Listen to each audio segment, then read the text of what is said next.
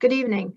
My name is Shana-Tara. I am the founder of Clause 40 Foundation, a nonpartisan nonprofit named after the part of Magna Carta in which the promise of due process first appeared in document form. To no one will we sell, to no one deny or delay right or justice. Our organization believes that the erosion of procedural due process rights is preventing the advancement of this country and all of its people. Therefore, it is our mission to rebalance the nation's criminal legal system by preserving, restoring, and honoring the due process rights guaranteed in our Constitution through public education, events, research, litigation, and advocacy. Thank you for joining us for part 7 of our series on transforming prosecution. Tonight, we are exploring how to transform our responses to police misconduct and brutality when and where they occur. To help us get to that answer, we're thrilled to have with us Patrice Sulton, founder and executive director of DC Justice Lab. Patrice is an attorney who specializes in criminal defense and civil rights. For more than 15 years, she has worked to advance racial justice in the courts and alongside community-based movements in DC.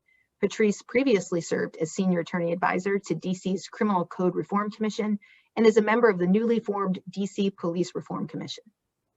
Jonathan M. Smith currently serves as the executive director of the Washington Lawyers Committee for Civil Rights and Urban Affairs. Prior to joining the Lawyers Committee, Jonathan was the chief of the Special Litigation section of the Civil Rights Division of the Department of Justice. That section is responsible for, among other things, pattern or practice investigations of civil rights violations by law enforcement agencies. Under his leadership, the section conducted the civil investigation of the Ferguson, Missouri Police Department following the death of Michael Brown. Thank you for being with us tonight, Jonathan. We're also joined by Akhi Johnson. Akhi is the Deputy Director of the Reshaping Prosecution Program at the Vera Institute of Justice. He works with elected prosecutors across the country to end mass incarceration, address racial disparities, and make their offices more accountable to the communities they serve.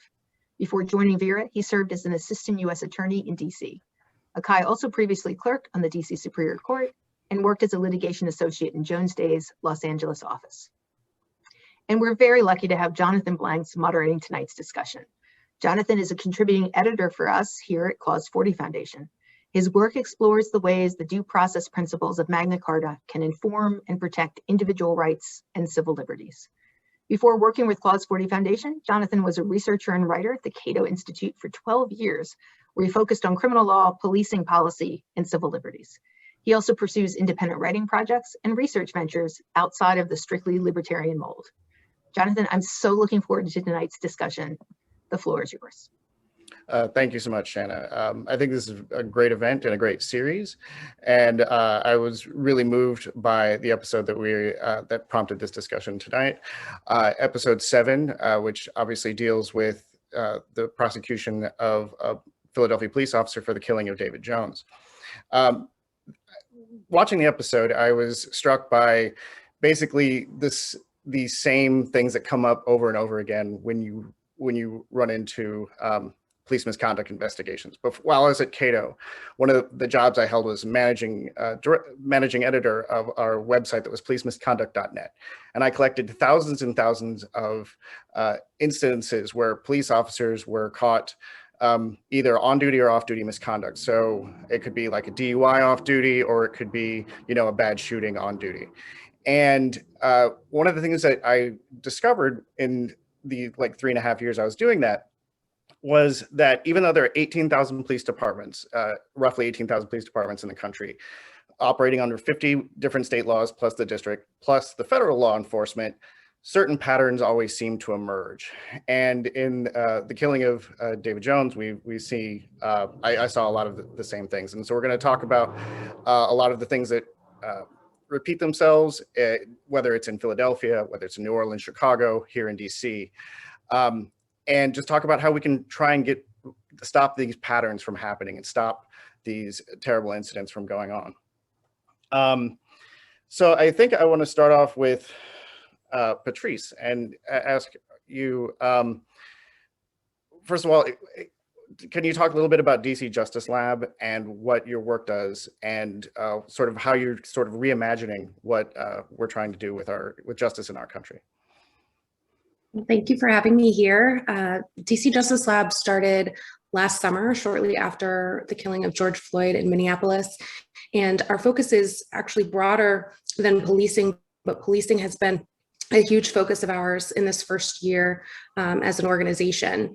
And a lot of the reforms that we've focused on really transform the authority for police officers on the ground. So there's a lot of good work being done, of course, on the front end with respect to training and recruitment, and on the back end with respect to accountability and oversight and criminal prosecution.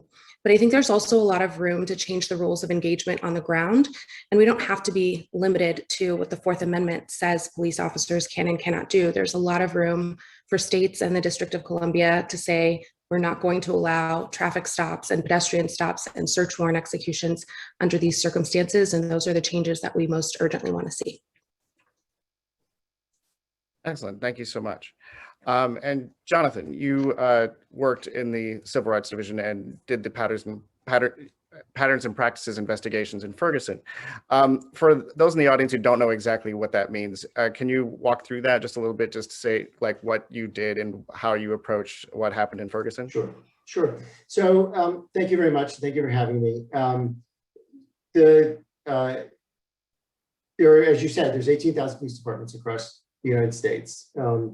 And up until 1994, there was exactly one thing that the United States government could do through its enforcement authority to influence the way that police officers function in this country. And that was to bring a prosecution under ITVS section 242, which is a Civil War era statute, which permitted the United States to prosecute anyone who's acting under color of law who willfully violates someone's civil rights. In 94, after the beating of Rodney King, and the officers were tried in the state court in Simi Valley and were acquitted. You saw the rebellion in Los Angeles, and was broad recognition that there needed to be a greater role for the United States, for the federal government, for the Department of Justice to play to ensure that police departments around the country actually complied with the Constitution. And so it was enacted a statute which gave the Attorney General the authority to address patterns and practices of violation of the Constitution and federal law by law enforcement. And that authority was delegated to the Civil Rights Division, and my section in the Civil Rights Division, the Special Litigation section, was responsible for enforcing that statute. Pattern and practice investigations look at whether or not there are widespread behaviors by police officers that create a pattern of the violation of a person's civil rights. The criminal statute 242, the willful violation of the color of law statute, addresses individual accountability. What we did addresses systems accountability. You're attempting to determine whether or not there was a pattern of use of force or race bias or gender-based discrimination or other sorts of practices that interfered with people's civil rights on a routine or regular basis. And when we would determine that a pattern existed, we would then be able to enforce a remedy against, usually through a consent decree, but sometimes through a litigated judgment, be able to force a remedy in the courts that would then require that certain reforms be taken to place the police department within the confines of the Constitution, to make that police department constitutional. And I think one of the things that's really important about what Patrice said is that there's a real significant distinction between what the constitutional floor requires and the kind of policing that communities want and deserve. And what does public safety actually mean? And so our jurisdiction is limited to ensuring that departments achieved that constitutional objective, which is not nothing. It's very important. You saw in jurisdictions across Jersey, you mentioned New Orleans, you saw use of force in New Orleans go down dramatically after our consent decree there. In Seattle, use of force went down dramatically. Cleveland and Newark, New Jersey, Albuquerque, New Mexico. But it also didn't bring those communities public safety in the way that centered the communities who most needed public safety in the conversation. It relied on a constitutional framework for the work we did. So we saw our work as foundational to the broader transformation of policing, but and a key important element, but certainly not all that could be done to achieve the objective of creating public safety in a way that respected the dignity of all communities. Thank you so much. And Akhi, when I was going over your bio and learning about it, is like the thing that stuck out to me was you work with community-focused prosecution, and I would just like to hear a little bit more about that and your other work in trying to bridge, to build relationships between law enforcement and the communities, which we obviously have seen throughout the series here and in Philly DA, that it's very often broken. Yeah, so as kind of mentioned during the intro, our team has 3 primary focuses. Those are to help prosecutors end mass incarceration, address racial disparities more from a systemic level, and also to help them be more accountable to the communities most impacted by their decisions. And so in terms of your question, I think that work around accountability really gets to the heart of that. And so for us, accountability not only looks like hearing from community members, but that means listening to community members, particularly the ones who are most likely to be impacted by the criminal legal system in their jurisdiction. And it also means being transparent. Prosecutor offices frequently feel like black boxes to people on the outside. No one really understands how the decisions are made, what decisions are made, who's making those decisions, and what impact those decisions have on public safety and on the community at large. So we help prosecutors try to achieve those goals, one, by making sure they're more attuned to community advocates on the ground, people who are most impacted by their decisions, and then also helping them be transparent, whether that's with releasing more data about what their offices does, or in the context of the conversation tonight, being transparent and being open in public about either why you're pursuing a case or why you are not. I'm sure we'll get into this a little bit more, but DA Krasner mentioned that of the 19, I think, police officer shootings that his office inherited or police officer misconduct cases, they only prosecuted 1 of them. And so for us, it's really important for prosecutors to be transparent about those other 19 in addition to the ones they decide to prosecute, so community members can at least understand what their DA is doing. Because they have so much discretion, it's important that DAs are accountable and transparent to the people who are impacted by that discretion every day. Thank you so much. And so I think that gives our audience a kind of an idea of where all of us are coming from. So that sort of frames what we're going to talk about in, I think, a healthy way. So a word that kept coming up over and over was accountability. And if we look at Officer Pownall, one of the 2 things that stuck out to me was that he was out of 6,600 officers, had the 3rd highest number of complaints lodged against him. And on top of that, it turns out he also had a previous run-in where he shot someone else who was unarmed in the back. This shouldn't have happened again. He's a repeat offender in any number of ways. Obviously, the broader series has gotten into, how the DA's office was its own sort of little clique and hasn't, what was protecting the cops for its own purposes, and the cops have their own institutions that are protecting him as well. But what sort of steps can we take to bring these officers, these sort of the worst of the worst officers, before we get into the broader problems of accountability and what we want the police to actually do in the country? But how do we get these officers to change the institutions to make sure that these officers are stopped before they kill somebody? I'll open up the floor to whoever wants to speak. I'll jump in to start the conversation, but I'm sure that it's just to start the conversation.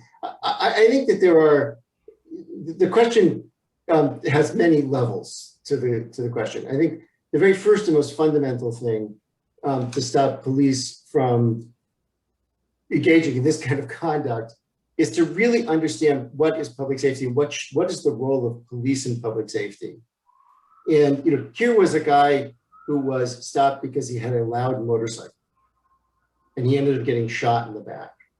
And that is the kind of, is that the kind of thing that we need people with guns to be engaged in, that kind of behavior? What is it that we were trying to accomplish in that encounter? And you see, one of the things, when I was involved in more than 20 investigations when I was in the Department of Justice and police departments all over the country, and one of the things that you see is very often our investigations would start because somebody died, because there was sometimes as many people died, and what you would find out is that was virtually every jurisdiction, that was really the tip of the iceberg, because what was most damaging, and people were in terrible pain over those deaths caused grief across the community, and then themselves were, enormously troubling tragedies. But you also saw that it was the daily encounters between police that happened time and again.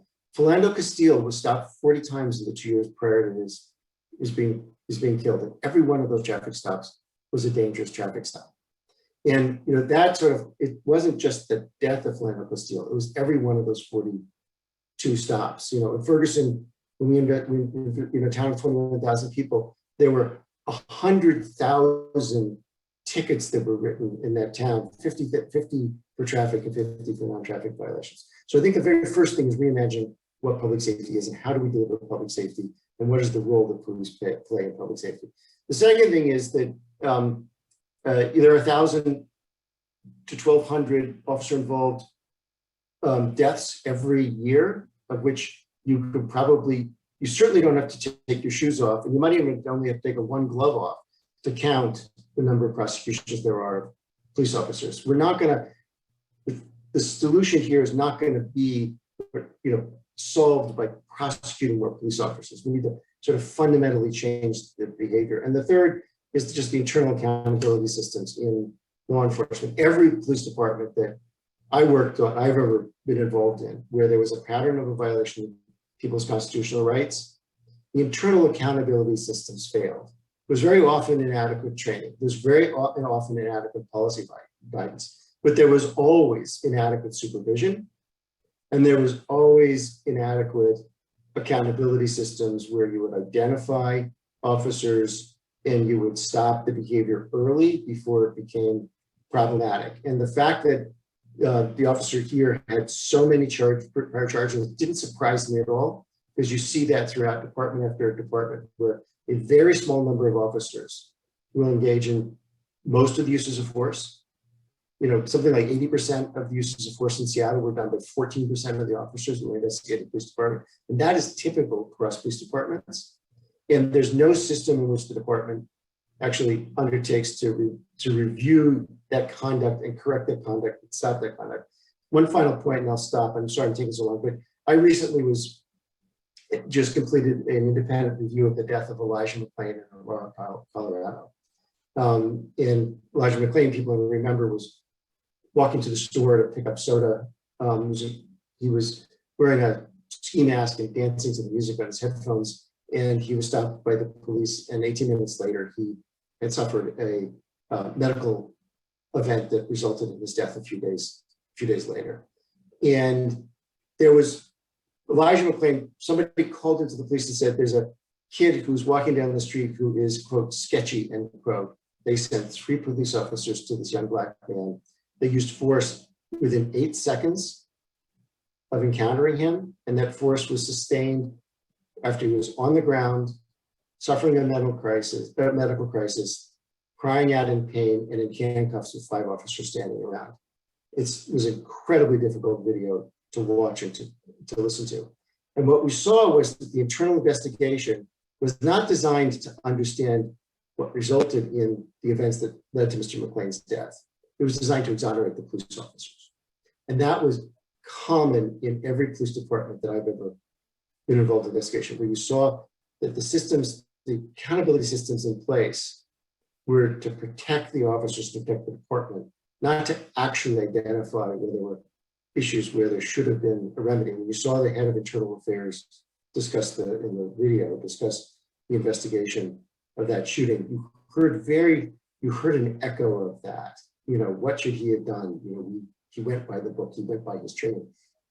That's not the role of internal affairs. Internal affairs is supposed to find out where the problem is, get to the root of it. And time and time again, the process just completely fails.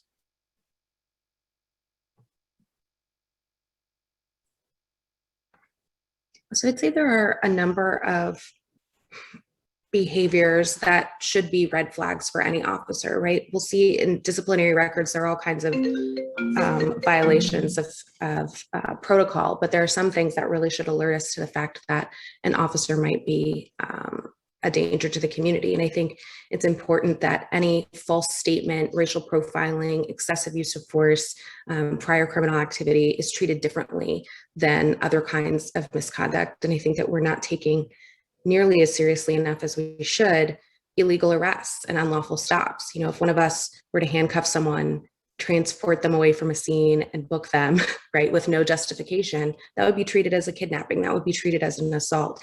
And when officers do it, it's not even something that prosecutors feel they need to be transparent about and disclose in other cases. So I think really highlighting those different categories of behaviors and making sure that the information is made publicly available is an important step as well.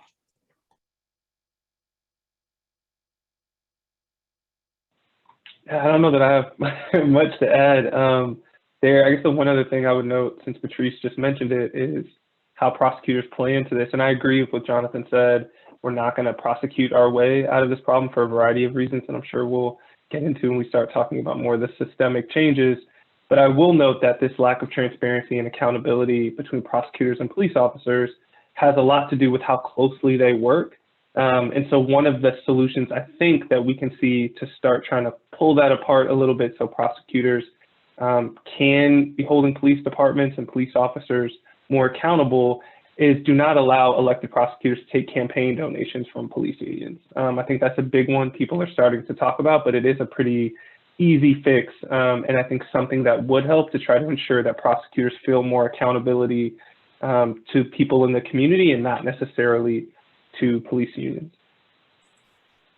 You know, just to underscore Patrice's point, which I think is really, you know, at the guts of a lot of this, you know, it was on the video or in the film, it was very interesting when they were at the training academy and you had the training officer talk about the policy, which has now become in every modern major city police department. It starts with talking about the department respecting the sanctity of life, and it requires de-escalation and force avoidance strategies. I've seen lots of departments that mandate de-escalation, that have a policy that requires that, you know, the officers respect the dignity of life and the sanctity of life. I have never seen a police officer ever be disciplined for failing to de-escalate. I've never seen internal affairs actually ever interrogate the record to figure out whether an officer attempted de-escalation, whether de-escalation was possible. It's just never, even though it's in the policy, even though the failure to do it is a violation of the policy that could and should result in discipline. You know, to Patrice's point, it just doesn't happen. And that's the kind of change in accountability that might actually make some kind of a difference. I don't think it certainly only gets us partway there, but it could make a difference. So one of the biggest barriers to accountability, particularly in major cities, it's less true in, say, like sheriffs of counties, and you know these departments have like maybe 10 members, which make up like half of the 18,000 police departments. But they've already been mentioned, the unions, right? In an earlier episode of the series, something like 70% of all of the disciplinary actions that are challenged by the union get reduced or expunged. Clearly, the union, particularly in Philly, but of course many other unions around the country, and they're going to vary in, you know, sort of severity and problematic practices. But clearly, they are protecting. A lot of times, they protect the worst of the worst. How can we start making inroads against, or how can communities start making inroads against the power of police unions, other than, as Akhi mentioned, you know, you no longer trying to get them out of the electoral politics of a city, whether they're a prosecutor and some places still elect judges. But is there more that we can do to sort of curb their ability to, you know, protect the worst of the worst? So I'm sorry, I keep jumping in here, but I've actually done a fair bit of work in this area. So police officers as public employees should be able to organize. They should be able to be protected by due process and have robust protection that is built into their contracts. But what you see, and there's a very good report that the NAACP Legal Defense Fund published just a few months ago that looked at the kinds of provisions that have made their way either into police union contracts or into law enforcement bills of rights or other sort of protections that have been created legislatively that are way beyond the bounds of which you'd expect any other public employee, the sort of due process protections that they may have. And it's particularly acutely a problem here where the authority to use force and to take someone into custody is the most extreme authority we give to any public employee. And we also make it almost impossible, or these are the hardest public employees to ever inquire about their behavior or engage in any sort of corrective action. And those include things like the arbitration provisions that we've heard that reinstate police officers if there's been a minor procedural error in the process, severe time limits, the inability to interview a police officer, with either within 24 or 48 hours after the incident. If there's an officer involved shooting, police officer can decline to be interviewed for 48 hours.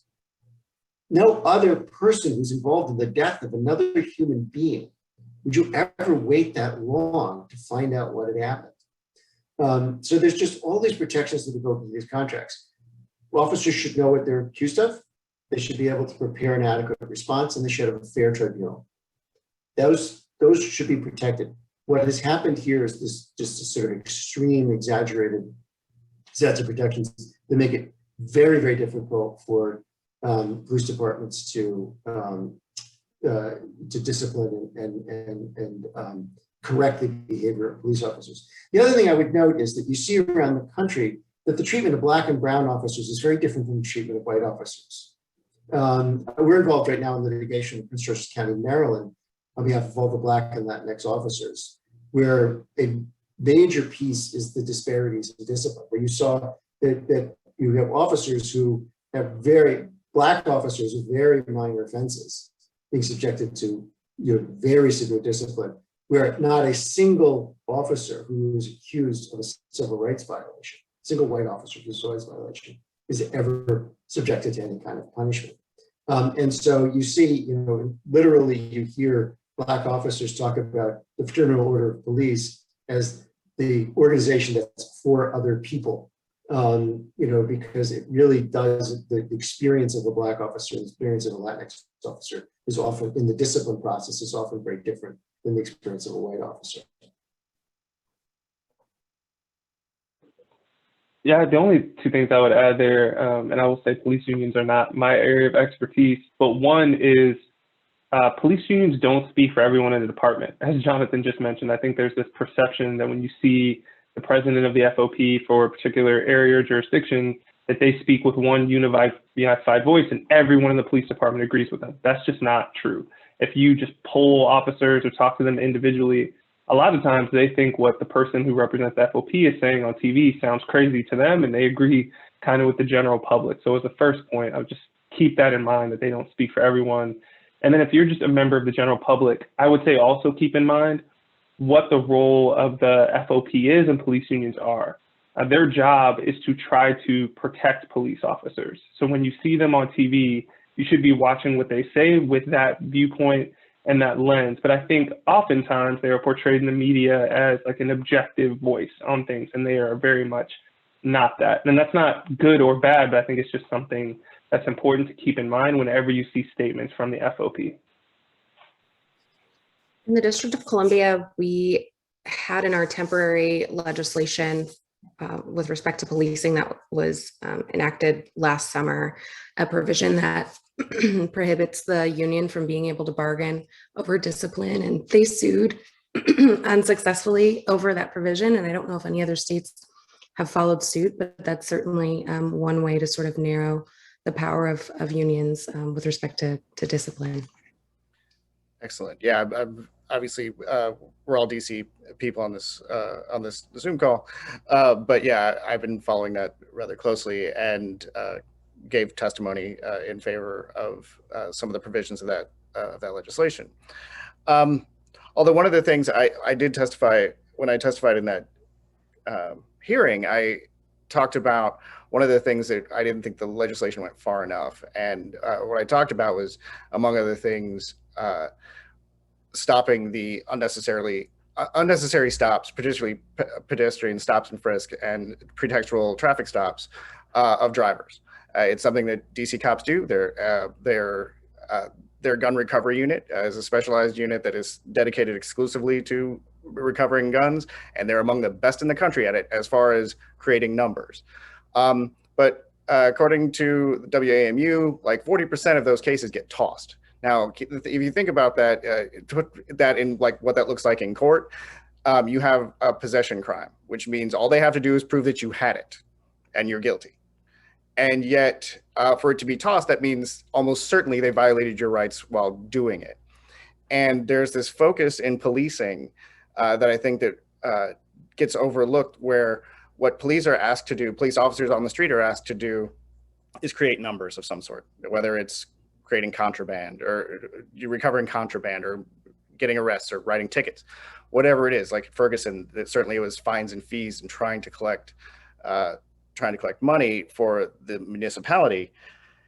We've taken away sort of the public safety issue that we've all talked about already, and that one of the lines that struck me in the video is like when they were talking about. Now, granted, it was just talking about the strategy of how they were going to handle David, the prosecution of the officer, and there's like you need to humanize him, not the officer, but the victim. It's like you need to humanize him, or we're wasting our time.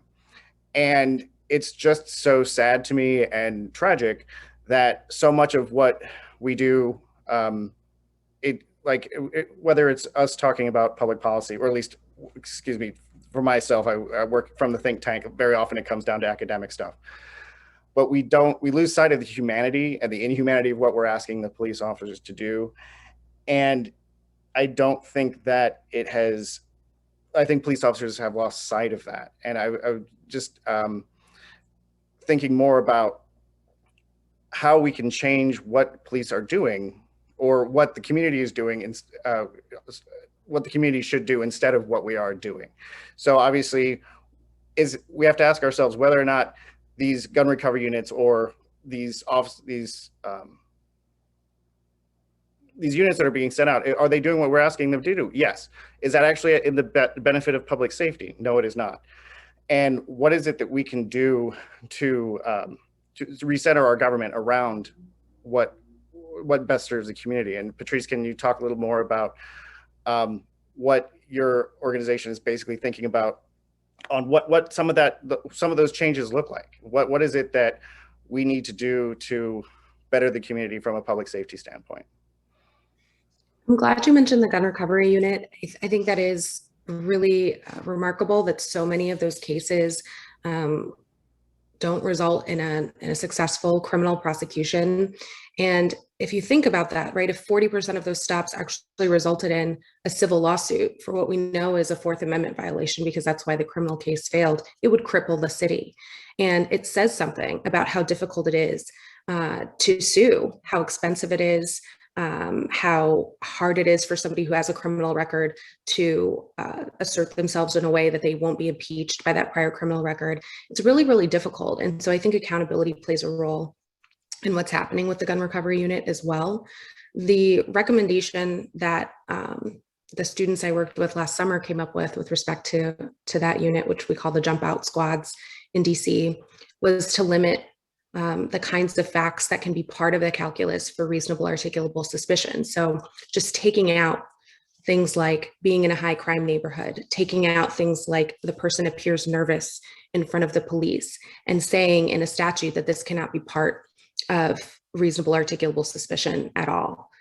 We did something like this when I worked on marijuana decriminalization in the city, and said, along with decriminalizing it, we need to have a provision that says that the odor of marijuana is now not a basis for RAS. And I think that was successful in at least eliminating that one pretext for being able to stop people. But there are a lot of others that I think we need to get rid of as well. So that's one reform that I'd really like to see.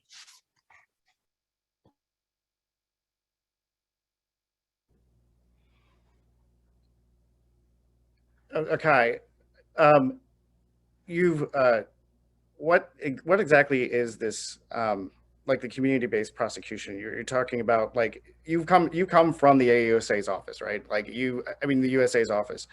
You see what the prosecutors do. What is it that too many prosecutors are lacking? What is it that we're not, what tools can we give them? And do you know, because you, like in the USA's office, you're appointed. Like, I mean, you get the job, and it's reporting to the administration that appointed your U.S. attorney. What is it?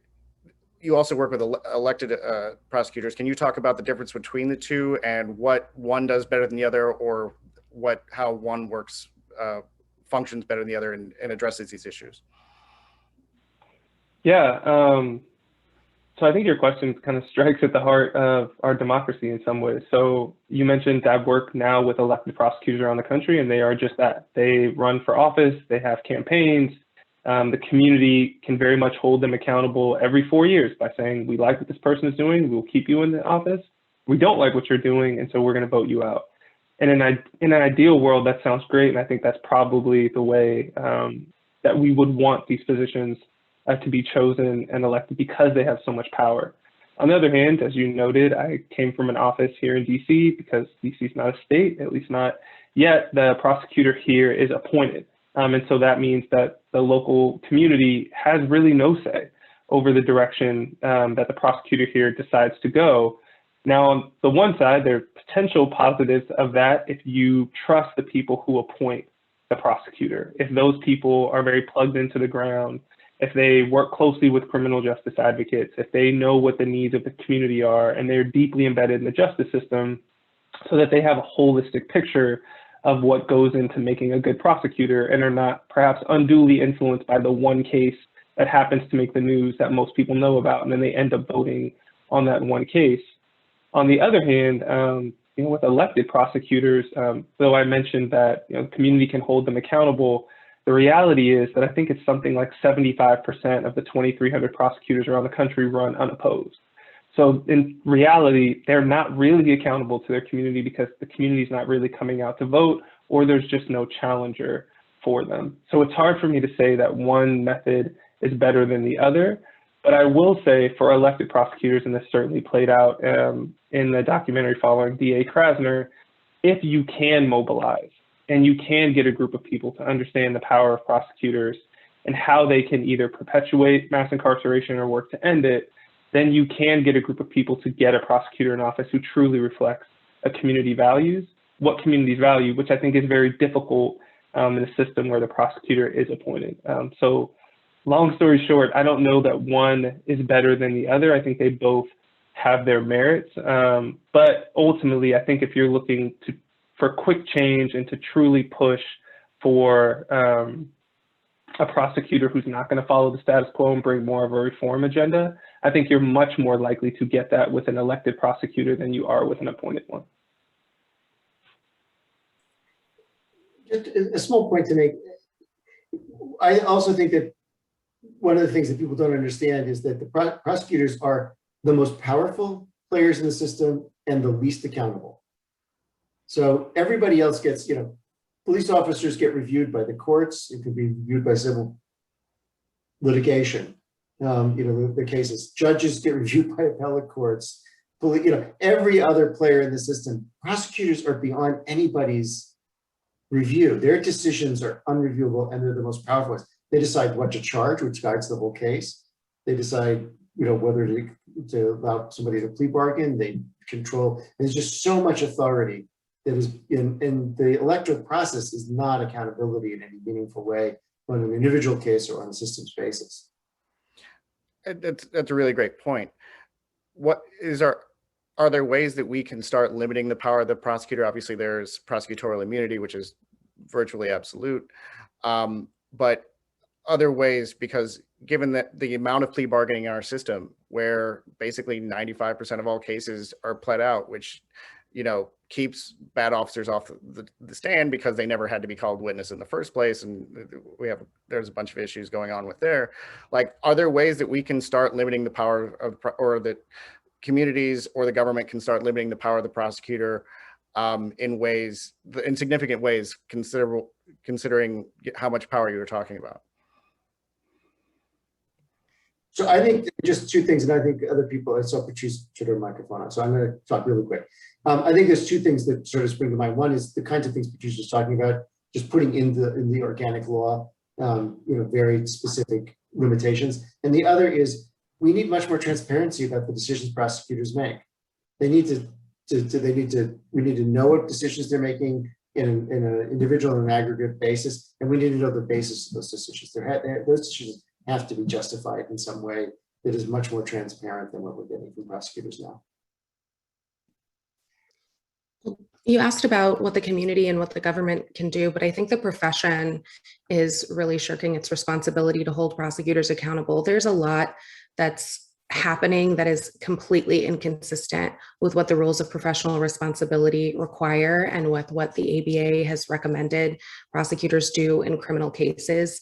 And I think that we should take seriously our role as a profession that regulates itself to hold prosecutors accountable and not allow them to engage in that kind of conduct. One interesting feature of the U.S. Attorney's Office here in DC is that you don't even have to be barred in DC to prosecute Black people in DC. A lot of the attorneys here aren't even barred here, which makes them even less accountable than they are in other places. And I'd love to see the DC bar take seriously some of the complaints that come out of our Superior Court and federal court here. And I'll jump in on that too. I'm smiling because I was a prosecutor at DC U.S. Attorney's Office for nearly 6 years, and I'm not barred in DC. I'm barred in California because our office said you didn't have to be barred in DC, and DC bar membership is expensive, so it wasn't something I felt I needed to do. But I agree with Patrice that you should definitely have to be barred in DC to be a prosecutor here.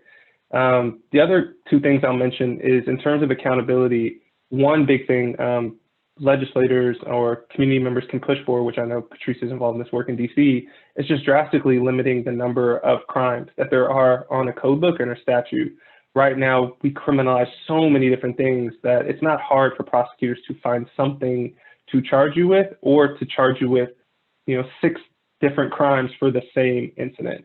And the impact that have is can put undue pressure on people to plead guilty, which Jonathan goes to the point you mentioned about our system. For folks watching, I think there's this common misperception that you get from Law and Order that like everything goes to trial. In reality, that's far from the truth. The vast, vast, vast majority of cases Jonathan mentioned never go to trial. And so one way to fix that is to get rid of things like mandatory minimums. That there's no research to suggest that those make us safer, but indeed what they end up being is a tool for prosecutors to get people to plead guilty, even to offenses that they otherwise might not. And then another piece of this prosecutorial accountability as well is I think we can bring back a little bit more teeth to our jury system. So even though a lot of cases don't go to trial, a lot of cases do go through the grand jury. But right now, the grand jury process tends to be just a rubber stamp for prosecutors. But there are certain things you can do to empower grand juries to take more ownership of that decision making. For example, you could raise the standard of proof. So right now, if a prosecutor wants to convict you at a trial, they have to prove it beyond a reasonable doubt, a standard that most people are very familiar with. But if a prosecutor wants to charge you and get past the grand jury, that group of people who decide whether there's enough evidence for a case to move forward, they only have to prove the case by probable cause, which basically means you probably committed a crime, if that. If we're thinking on a scale from 0 to 100, maybe 30%, 40% likely that you committed a crime. And as a result, grand jurors vote to indict people time and time again because it's not that hard to meet a probable cause standard. Whereas if instead you required grand jurors to find beyond a reasonable doubt that someone committed a crime, you could give grand jurors more say and more influence earlier in the process and hopefully keep cases out of the justice system that shouldn't be there. So pretty much everyone on this call has talked about it, but I do want to take it head on. My father was a police officer, but he was a cop from 1958 to 1978 in Fort Wayne, Indiana. But although I look very European, my father was Black. And so he was a cop in Indiana at the end of Jim Crow and through the civil rights era and all that. He ended up being a detective. And he imparted in me a very sort of, he was very proud of his work on the department, but he was also very, he like a lot of the officers that have been talked about in other episodes, where they want a better, and actually the officers in this episode, that the I forget what the name of the group is, but the Black police officers that wanted more equity and organized to stop the mistreatment of Black officers. He was definitely of that sort. He definitely saw that there were problems within the system, and he, papered his car with, FOP donation stickers because he wanted to, when he knows he's going to get pulled over, that he that they say that he's, for lack of a better term, one of the good ones, right? Like that sort of antagonistic view of how the police worked. He still was part of it, and I wish he was still here that I could pick his brain about this a little bit more. But like, the racial issues within policing in the community are just sort of beyond description if people don't really understand it. Like, if they don't understand like the tension and the horror that can go into it. How do we like rectify the issues of democracy and justice when sometimes they're in conflict? So obviously, the percentage of Black population is shrinking in DC relative to the regular population. You see the woman in the video in Philadelphia saying, did he have a record? Just like screaming about this, where it became very racialized, with the support of the cops went along with sort of supporting the police as a matter of like white supremacy. Although not that woman would consider herself a white supremacist, but just as this, it clearly cut down these cultural lines. How do we like square that circle when, you have a minority communities that don't have the votes to necessarily change the outcome of an election, but still we want to protect democracy and justice at the same time?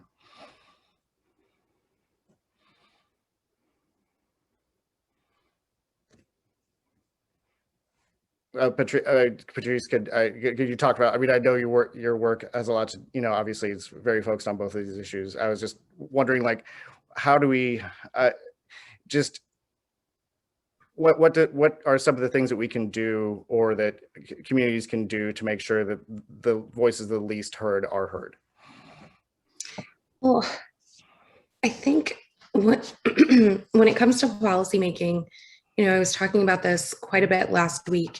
Folks who are system involved, folks who are directly affected, are not playing a real role in deciding the policies that govern us.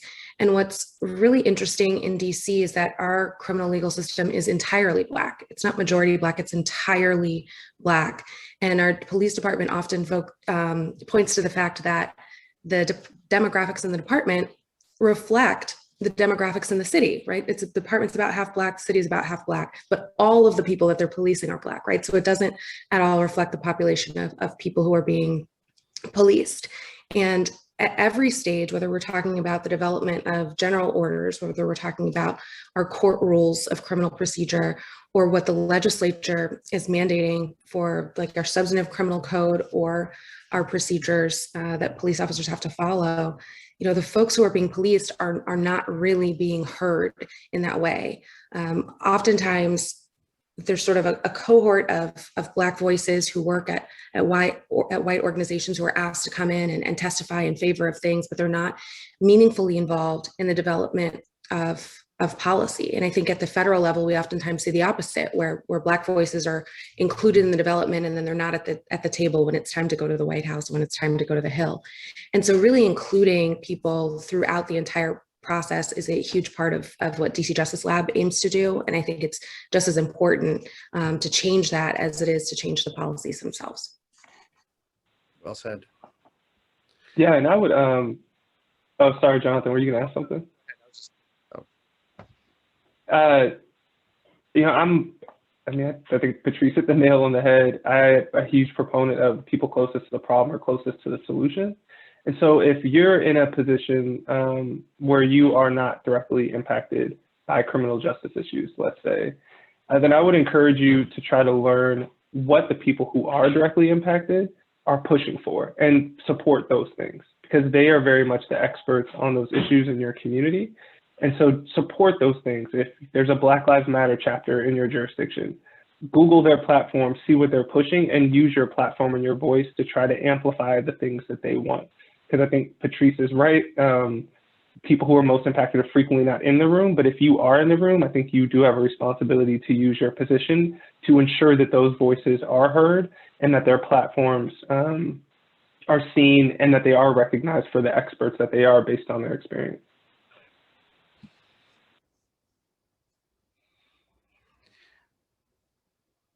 I think, let's see. I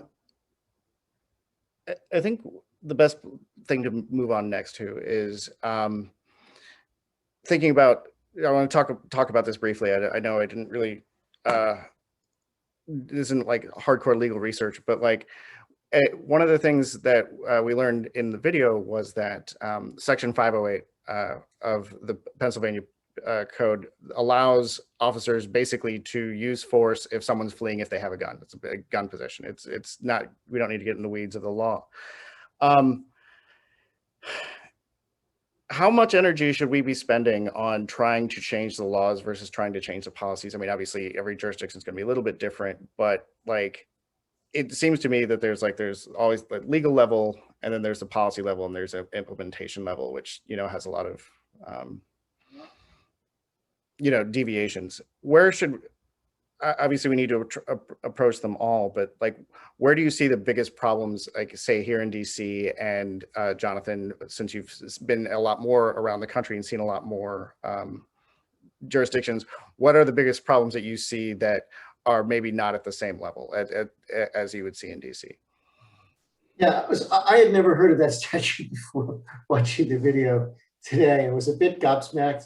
I mean, you know, Tennessee versus Garner was decided, what, 50 years ago. It says you can't shoot people in the back, you can't shoot fleeing felons in the back unless they pose an imminent threat. The fact that Pennsylvania has a statute that authorizes officers to routinely violate Supreme Court precedent just seemed sort of stunning to me. That said, there's a difference between the criminal and civil liability, of course. It's going to be tough, it seems to me, you know, in that face of that statute to overcome, you know, whether the officer could be held criminally liable. That doesn't mean that the city and the state and that officer couldn't be held civilly liable. But you know,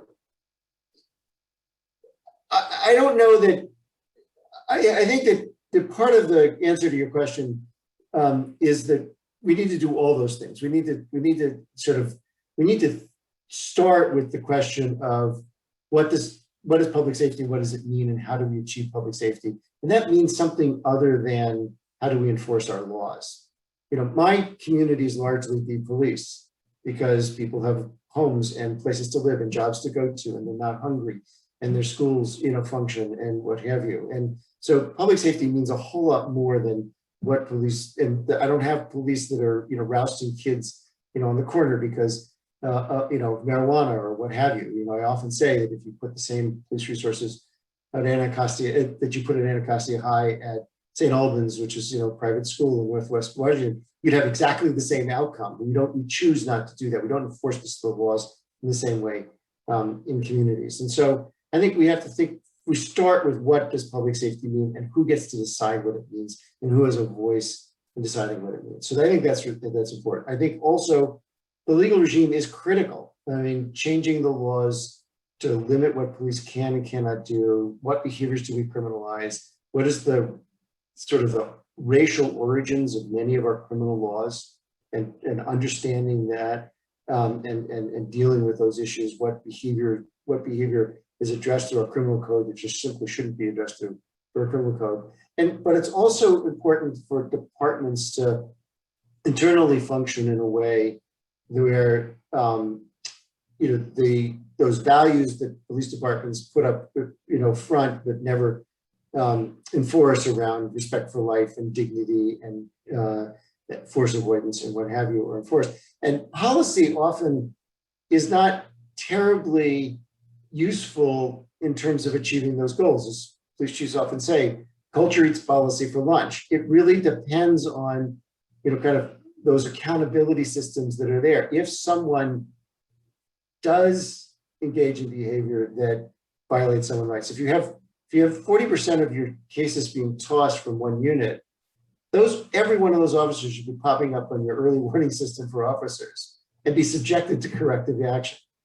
And that's clearly not the kind of thing that's happening. That's the way you change culture.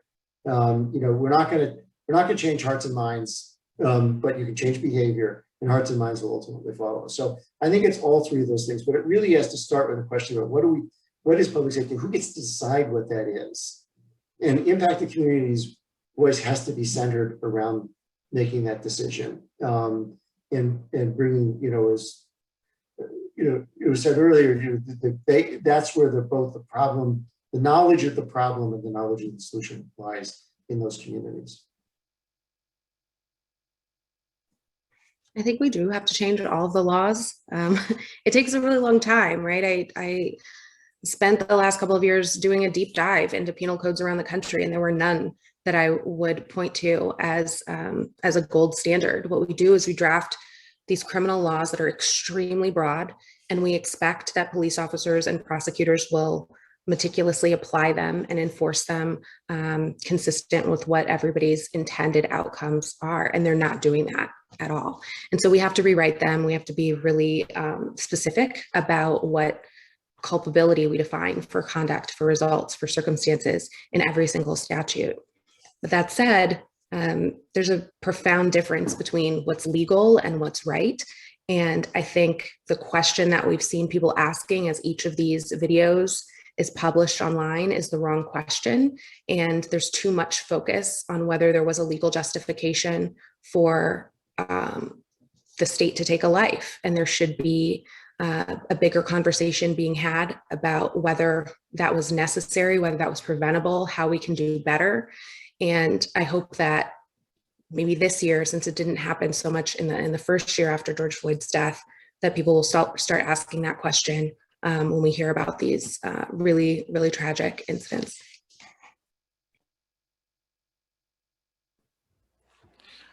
I think with that, I'll leave it to closing comments for each of our speakers. Akhi, if you want to go first. Yeah, well, first, I appreciate y'all having me in the space, and I really enjoyed really just being able to kind of learn from Patrice and both Jonathans. This has been great. In terms of closing comments, if I can, I would leave y'all with a story the judge I clerked for told me once. She mentioned she had a colleague named Frank who was at his home Thanksgiving, and he was watching his wife prepare a turkey, and she immediately lopped off both ends of the turkey before she put it in the oven, which he thought was weird, but let it go. And then the next year she did the same thing. He said, well, why do you do this? She said, oh, my mom always used to do it. And as luck would have it, his wife's mother was in the house. So he just walked to the room next door and said, hey, my wife just lopped off both ends of the turkey before she put it in the oven. Why did you do that? She said, oh, my mom always used to do it. And as luck would have it, the wife's grandmother was in the house too. So he went over to the next room and asked her, hey, why did you lop the ends off the turkey? My wife does it. Her mom did it. Where does this come from? She said, oh, when I was a little kid, we were too poor and our oven was small. So we had to cut the ends off of the turkey so it would fit in our oven. And so what I always took from that story is just because the status quo exists doesn't mean it should be or has to be that way. So I would encourage everyone always ask why. And another quote from RFK really resonates with me. I think he said, you need reason, vision, and courage to really make a change. And so once you have the reason, once you have the vision, please don't hesitate to have the courage, once you've gotten the answer to your why, to take a drastically different step. Jonathan? I'm going to be nowhere near as profound. So that's a lot to think about. So I guess the only thing I would add to what I've already said is that one of the most chilling parts of the documentary, and you lifted it up, Jonathan, was when Krasner says you have to humanize the victim here. And that, I found that to be just chilling and angering, because it doesn't matter whether he's a good guy or not. It doesn't matter whether he's committed other crimes or not. It doesn't, none of that matters. And the idea that we're only going to value if we can someone's life, if we can, a Black life, if we are going to be able to say that they're exemplary and above reproach, especially where we have a system that demonizes and criminalizes Black people, that if that has to be the standard, then, it was just chilling. It's horrible. It really, that was one of the pieces, the video that was just, when it was just sort of makes you stop and sort of gasp a little bit. Patrice? Along those same lines, part of the film that really stood out to me was when the head of the union was calling the protesters rabid animals. And it just was something so familiar to me from the way I feel police in DC have treated people here. And I think that police will stop treating Black people like animals when we stop putting so many of them in cages. And I don't think that we'll be able to really meaningfully address policing in this country without ending mass incarceration at the same time. And I hope people start to really appreciate the connection between those two things. Thank you so much for having me here. Nice. It was an absolute pleasure having all of you here. I very much enjoyed this. I learned a lot. As for my parting words, one of the things that stuck with me was when my dad bought me a car when I was 19. It was the late 90s. He went across the street. It was just going across the street to to a man who he had known for 70 years, because my dad was 70 years old this time, and known him his whole life.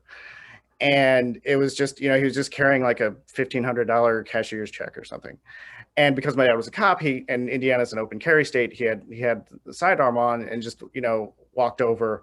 And when I heard about the story that started this, this episode, where he was trying to sell a car, and he was trying to sell a dirt bike, and he had a gun on him, and people just hear that and they're just like, oh, well, yeah, he probably had a record, and of course, all that.